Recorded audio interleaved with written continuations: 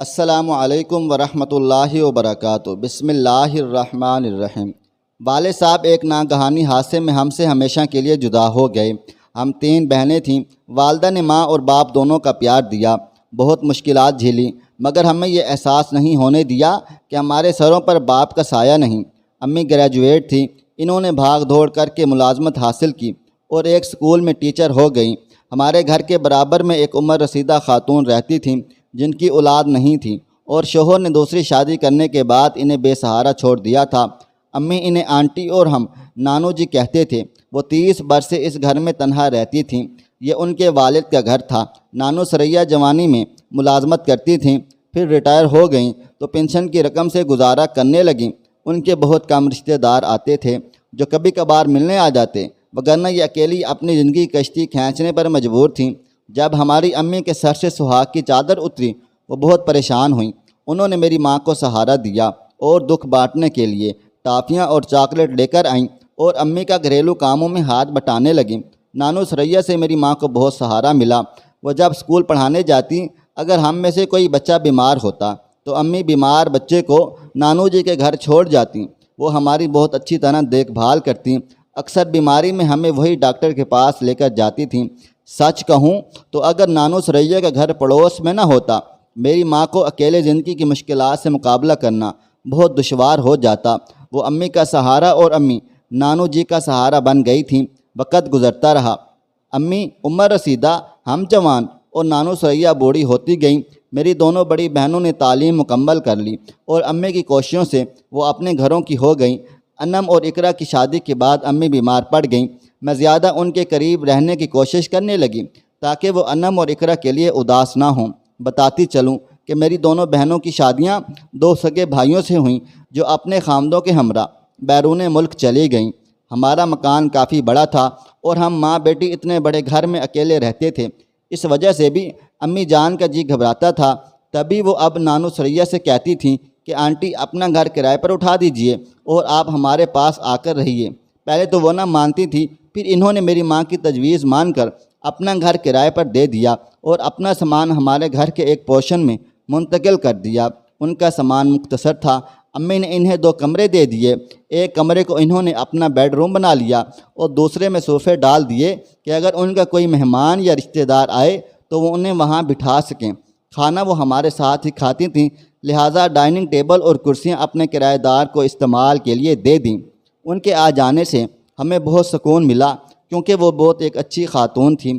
ان کے ہوتے ہوئے ڈر نہ لگتا تھا۔ یوں بھی 1 سے 2 اور 2 سے 3 بھلے ہوتے ہیں۔ امی سے ملنے صرف ان کی سہیلیاں آتی تھیں جو ان کے ساتھ اسکول میں پڑھا چکی تھیں۔ پاس پڑوس میں ہمارا زیادہ آنا جانا نہیں تھا۔ رہ گئے رشتہ دار تو امی ابو کی شادی پسند کی تھی تو دونوں کے رشتہ داروں نے ان سے قطع تعلق رکھا۔ تبھی ہم ددیال اور ننیال سے مرحوم تھے۔ والد صاحب نے ورثے میں کچھ جائیداد چھوڑی تھی۔ شروع میں امی کو علم نہ تھا، لیکن ایک روز والد کے ایک کزن آئے اور انہوں نے کچھ کاغذات میری ماں کے سپرد کر کے کہا، یہ آپ کی اور آپ کے بچوں کی امانت ہے جو آپ کے شوہر نے میرے پاس رکھوائی تھی۔ یہ صاحب وکیل تھے۔ بعد میں انہوں نے امی کا کافی ساتھ دیا۔ والد صاحب کی جائیداد میں سے ہمارا حصہ امی جان کو مل گیا تھا۔ یہ وہ دن تھے جب امی کی صحت جواب دے رہی تھی۔ انہوں نے میری بہنوں کا حصہ انہیں دے دیا اور میرا حصہ آنٹی ثریا کے حوالے کر کے کہا، تم میری اس بیٹی کی سرپرست ہو، میرے بعد اس کی حفاظت اور پاسداری کرنی ہے کیونکہ اس کی بہنیں تو صرف 1 ماہ کے لیے پاکستان آئی تھیں، جانے پھر وہ کب آئیں۔ ایسا کہنے کی وجہ یہ تھی کہ امی کو ڈاکٹر نے بتا دیا تھا کہ انہیں کینسر ہے۔ کافی دنوں تک انہوں نے مجھ سے یہ بات پوشیدہ رکھی۔ چاہتی تھیں جلد از جلد میری شادی کر دیں تاکہ میں ایک محفوظ گھر میں چلی جاؤں۔ ایسا نہ ہو ماں کی بیماری کا سن کر میں شادی سے انکار کر دوں۔ وہی ہوا جس کا انہیں ڈر تھا۔ مجھے پتہ چل گیا کہ امی کو کینسر ہے کیونکہ ایک روز آنٹی ثریا کی بجائے میں ان کے ساتھ ہسپتال چلی گئی اور وہاں ایک نرس نے مجھے بتا دیا، تمہاری ماں کینسر کی مریضہ ہے۔ اس حقیقت کو جان کر مجھے کس قدر صدمہ ہوا بتا نہیں سکتی۔ ایسا لگا جیسے مجھ پر بجلی گر پڑی ہو۔ بڑی مشکل سے ضبط کر کے گھر تک پہنچی اور آتے ہی پھوٹ پھوٹ کر رونے لگی۔ تبھی نانو میری آواز سن کر دوڑی ہوئی آئیں اور مجھے گلے لگا کر تسلی دی۔ اس واقعے سے 1 ماہ قبل وہی میرے لیے ایک اچھا رشتہ لائی تھیں اور اب وہ لوگ منگنی کے لیے تاریخ لینے آ رہے تھے۔ رشتہ پکا کرنے سے قبل لڑکا اپنی والدہ اور بہنوں کے ساتھ ہمارے گھر بھی آیا۔ انہوں نے اپنے ڈرائنگ روم میں بٹھایا اور مجھے بہانے سے وہاں بلوا لیا تاکہ میں لڑکے کو اور لڑکا مجھے دیکھ لے۔ لڑکے کا نام سہیل تھا۔ وہ مجھے بہت اچھا لگا، پڑھا لکھا، خوبرو اور مہذب، خاندان بھی تہذیب یافتہ تھا۔ امی کو یہ لوگ بہت پسند آئے۔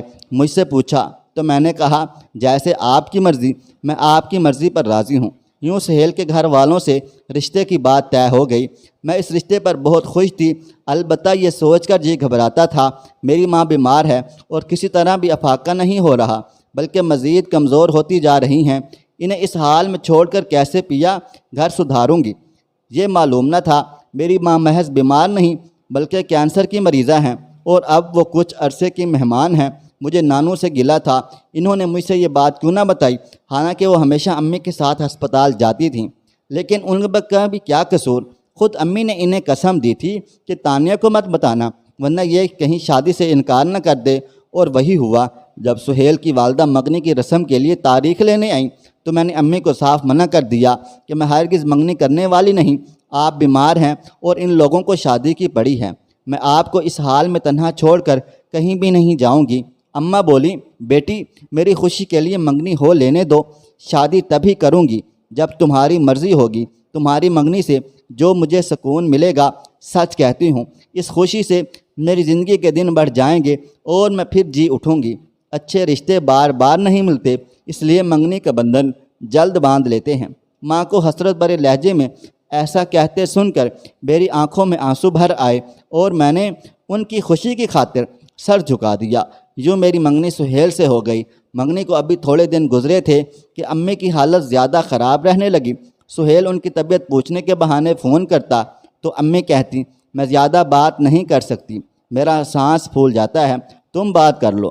دراصل وہ چاہتی تھیں میں سہیل سے بات کروں تاکہ میری اس کے ساتھ ذہنی ہم آہنگی ہو جائے اور میں جلد شادی پر رضامند ہو جاؤں یا وہ مجھے رضامند کر لے۔ وہ کہتا کہ تانیہ اگر ہماری شادی جلد ہو جائے گی تو یہ تمہاری والدہ کے حق میں اچھا رہے گا، ان کا کوئی بیٹا نہیں ہے، انہیں میری صورت میں ایک بیٹا مل جائے گا، میں بلا روک ٹوک تمہارے گھر آ سکوں گا اور تمہاری ماں کی خدمت کر پاؤں گا۔ انہیں ڈاکٹر کے پاس لے جانے میں جو دقت تمہیں پیش آتی ہے وہ بالکل بھی نہیں رہے گی، ہم دونوں مل جل کر ان کی دیکھ بھال کریں گے۔ مجھے سہیل کی باتوں کا اعتبار تھا مگر جانتی تھی کہ شادی ہو جانے کے بعد مجھے تمام وقت ماں کے پاس کوئی نہیں رہنے دے گا۔ میں ان سے دور ہو گئی تو پھر کون دن رات ان کی دیکھ بھال کرے گا؟ نانو بوڑھی تھیں، وہ دن میں امی کو سنبھالتیں، تب رات کو نہیں جاگ سکتی تھیں، اور ان دنوں میری ماں کو اتنی تکلیف تھی کہ رات رات بھر جاگتیں اور کراتی تھیں۔ اس حالت میں وہ کہتی تھیں کہ میں چاہتی ہوں جلد از جلد تم دلہن بن جاؤ اور اپنے گھر کی ہو جاؤ، میں سکون سے مر جاؤں۔ میں کہتی امی میں ہی تو آپ کو اٹھاتی بٹھاتی ہوں، واش روم پکڑ کر لے جاتی ہوں، آپ کے کپڑے تبدیل کراتی ہوں، نہلاتی دہلاتی ہوں، دوا کھلاتی ہوں، کھانا بنا کر اپنے ہاتھ سے کھلاتی ہوں۔ ذرا سوچئے کیا ایک منٹ بھی آپ میرے بغیر رہ سکتی ہیں؟ کون میرے بعد آپ کو دیکھے گا؟ اقرا اور انم اپنے خاندوں کے ساتھ بیرون ملک جا چکی ہیں، میری شادی کر کے آپ مجھے میرے گھر بھیج دیں گی، پھر کیسے رہ پائیں گی؟ ایسی حالت میں ماں اس حقیقت کو سننا نہیں چاہتی تھیں، سو میری باتوں پر آنکھیں بند کر لیتی تھیں، کہتی تھیں تانیہ تو کیوں فکر کرتی ہے؟ تو فکر مت کر، میرا اللہ مالک ہے، تو صرف اپنے مستقبل کے بارے میں سوچ۔ مجھے تو یہ سوچ کر ہی وحشت ہوتی ہے کہ میرے بعد تیرا کیا ہوگا، تو اس گھر میں اکیلی کیسے رہ پائے گی؟ اگر کسی کو علم ہو گیا کہ تیرے نام روپیہ ہے تو اور بھی تیری جان کے دشمن پیدا ہو جائیں گے۔ کاغذات امی جان نے نانو کے پاس رکھوا دیے تھے، وہ کہتی تھیں تو بہت سیدھی سادی ہے، کوئی بھی تجھ سے یہ سب ہتھیا لے گا۔ نانو پھر جہاں دیدہ اور سمجھدار ہیں۔ بے شک نانو جہاں دیدہ اور سمجھدار تھیں مگر وہ تھیں تو بوڑھی، ان کی حیات کا کیا بھروسہ تھا؟ امی کو خوف تھا ان کے بعد میرا کیا ہوگا، اس لیے وہ میری شادی جلد از جلد کر دینا چاہتی تھیں۔ بالآخر انہوں نے سہیل کی والدہ کو بلا کر بات کی، میں کینسر کے آخری درجے میں ہوں، چند ماہ کی مہمان ہوں، آپ میری بیٹی کو جلد از جلد بہو بنا لیں تو بہتر ہے۔ میں نے شرط رکھ دی اس شرط پر دلہن بنوں گی کہ جب تک ماں زندہ ہے میں اور سہیل ان کے پاس رہیں گے۔ ان کی ماں بولی، یہ شرط مجھے منظور نہیں ہے، موت و حیات اللہ تعالیٰ کے ہاتھ میں ہے، مگر دنیا مجھے کیا کہے گی کہ شادی کر کے بہو لانے کی بجائے اگلوتا بیٹا ان کو دے آئی ہیں۔ ہاں یہ ہو سکتا ہے تانیہ روزانہ دن میں یہاں آ جائے اور رات کو اپنے گھر لوٹ آئے۔ سہیل کو میں یہاں مستقل رہنے کی اجازت نہیں دے سکتی۔ میں نے اپنی ہونے والی ساس سے کہا، یہ مجھے منظور نہیں، میری ماں کی حالت ایسی ہے میں لمحہ بھر کو انہیں تنہا نہیں چھوڑ سکتی۔ میرے انکار پر سہیل کی امی کا منہ بن گیا اور وہ رنجیدہ ہو کر چلی گئی۔ امی کسی طور نہیں چاہتی تھیں کہ سہیل سے بنا بنایا رشتہ ٹوٹ جائے، مگر میں بھی حقیقت سے آنکھیں نہیں چرا سکتی تھی۔ جس ماں نے بیوی میں رات دن ایک کر کے محنت مشقت کر کے ہمیں پروان چڑھایا تھا، کیوں کر انہیں قریب المرگ دنوں میں چھوڑ کر خوشیوں کے سفر پر روانہ ہو جاتی۔ یوں میری شادی کا معاملہ کھٹائی میں پڑ گیا۔ سہیل نے مجھے فون کیا، تانیہ تم فی الحال میری امی کی بات مان لو، جب ہماری شادی ہو جائے گی تو میں تمہارا پورا ساتھ دوں گا۔ تب میں نے کہا، اچھا سوچ کر جواب دوں گی۔ ایک دن سہیل نانو سے ملنے آیا، انہوں نے بتا دیا وہ اس کے گھر اس کی والدہ سے ملنے جائیں گی۔ ہمیں یہ علم نہ تھا کہ نانو کیا کر رہی ہیں، اپنی دانست میں وہ میرا بھلا کر رہی تھیں، مگر برا ہو گیا یوں کہ انہوں نے جا کر سہیل کی ماں کو بتایا کہ لڑکی کے نام کافی روپیہ بینک میں جمع ہے جو اس کے مرحوم باپ کی وراثت کی وجہ سے ملا ہے، اور یہ مکان بھی جس میں ماں بیٹی رہتے ہیں تانیہ کی ماں بیٹی کے نام کر جائے گی، کیونکہ دوسری دونوں لڑکیاں امیر گھروں میں گئی ہیں، وہ اس گھر سے حصہ نہیں لیں گی۔ مکان کافی مالیت کا تھا۔ سہیل کی ماں لالچ میں آ گئی اور اس نے رشتہ توڑنے کی بجائے مہلت دے دی۔ اس بات کے 1 ماہ بعد امی جان وفات پا گئیں اور میرے دل کی دنیا اندھیر کر گئیں۔ کچھ دنوں تک تو اپنا ہوش نہ رہا، نانو ہی سب کچھ سنبھالتی رہیں، بہنوں کو بھی اطلاع کر دی۔ امید تھی وہ آئیں گی تو مجھے گلے لگا کر تسلی دیں گی، اور نانو کا خیال تھا کہ وہ آ جائیں اور میری شادی سہیل سے کر جائیں۔ 6 ماہ بعد انم اور اقرا آ گئیں، مگر مجھے تسلی دینے کے بجائے انہوں نے نانو سے کہا وہ اس گھر سے اپنا حصہ لینے آئی ہیں۔ نانو نے بتایا کہ تمہاری ماں نے وصیت کی تھی یہ گھر میری چھوٹی بیٹی کے نام کر دیا جائے۔ میری بہنوں نے کہا ہم کسی وصیت کو نہیں مانتے، ہمارے شوہروں کا یہی تقاضا ہے کہ مکان میں سے اپنا حصہ لو۔ جب میں نے سنا مجھے صدمہ ہوا، لیکن میں نے نانو کو سمجھایا کہ آپ امی کی وصیت کو رہنے دیجئے، جو ان کا حصہ بنتا ہے یہ لے لیں تاکہ بہنوں کا پیار بھرا رشتہ ختم نہ ہو جائے۔ میں خوشی سے حصہ انہیں دینے کو تیار ہوں۔ میں نے اپنے بہنوں کو راضی کیا اور وہ مکان بیچ کر چلی گئیں۔ رقم نانو نے میرے نام جمع کرا دی کہ تم پلاٹ خرید کر کبھی ٹھکانہ بنا لینا، فی الحال میرے گھر میں چلو۔ جب میں نانو کے گھر شفٹ ہو گئی تو انہوں نے سہیل کی ماں کو بلا کر ساری بات بتائی اور کہا اس نے مکان بہنوں کو دے دیا ہے۔ وہ بولی تم تو کہتی تھیں سارا مکان اسی لڑکی کا ہے۔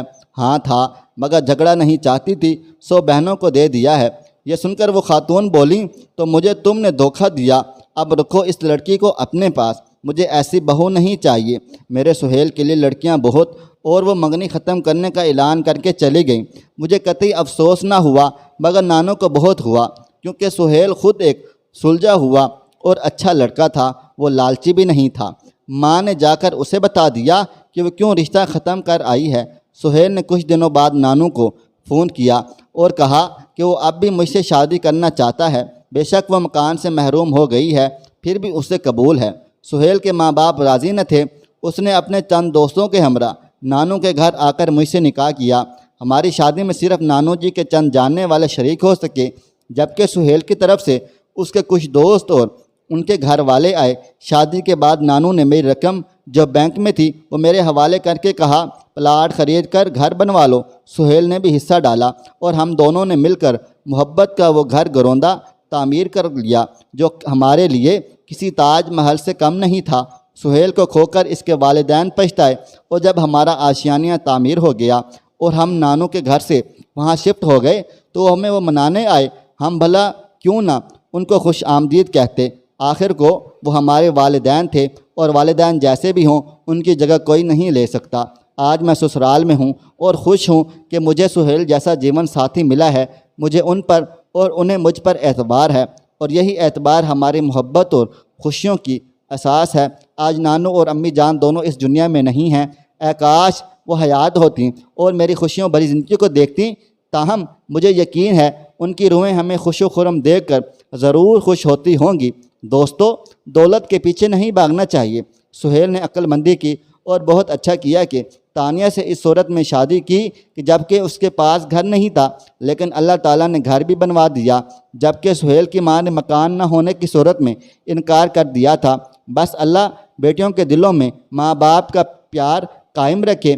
انم اور اقرا بھی تو اسی ماں باپ کی بیٹیاں تھیں اور تانیہ بھی، فرق آپ کے سامنے ہے۔ دوستو، آخر میں دعا ہے، جن کے ماں باپ حیات ہیں اللہ انہیں صحت اور تندرستی عطا فرمائے، اور جن کے وفات پا گئے ہیں اللہ پاک ان کی مغفرت فرمائے۔ آمین ثم آمین یا رب العالمین۔ دوستوں، اپنے والدین سے محبت کا اظہار کرتے ہوئے آپ بھی کمنٹ باکس میں آمین ضرور لکھیں۔ دوستو، ویڈیو پسند آئی ہے اس ویڈیو کو لائک کریں، شیئر کریں۔ اگر آپ نے ابھی تک میرا چینل سبسکرائب نہیں کیا تو ابھی سبسکرائب کر لیں، ساتھ میں بیل آئیکن کو بھی ضرور پریس کر لیجئے گا تاکہ نئی اپلوڈ ہونے والی ہماری ویڈیوز کا نوٹیفیکیشن آپ کو بر وقت ملتا رہے۔ مجھے اگلی ویڈیو تک اجازت دیں۔ اللہ حافظ۔